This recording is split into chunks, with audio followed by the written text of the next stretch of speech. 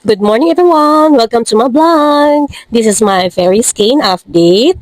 Ayan, gumamit na tayo ng ating toner. So, ayan. Para makita nyo ang aking face. And then, yung next niyan is ang ating serum. Ubus na ating facial wash ng ating Fairy Skin. So, ito yung pang second box ko nang in-order sa TikTok shop. So, actually, yung ginamit ko tong Fairy Skin, hindi na ako masyado nag-pimple ng aking face. So, this is morning na. So, right now, nag-prepare ako aking sarili kasi mamaya is aalis kami at mag-check-in sa MOA dahil doon kami mag-celebrate ng aming Christmas. So, ayan yung aking serum. So, mag-aayos na tayo ng maaga kasi alam niyo naman ang babae, matagal mag-ayos, maraming mga etches-etches, hindi kagaya ng mga lalaki, maliligo na lang, magbibihis, konting lotion, pabango, wala na, di ba?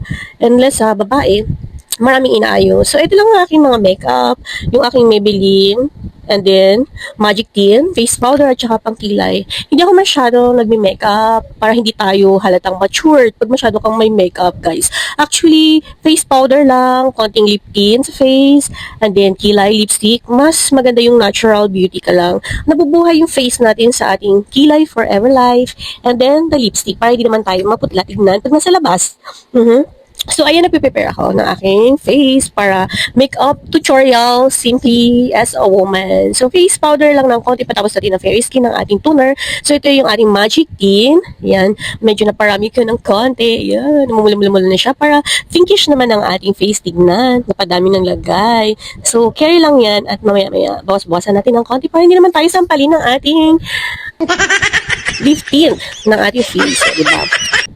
So, ayan, nakikilay na tayo kasi, pag kilay is life.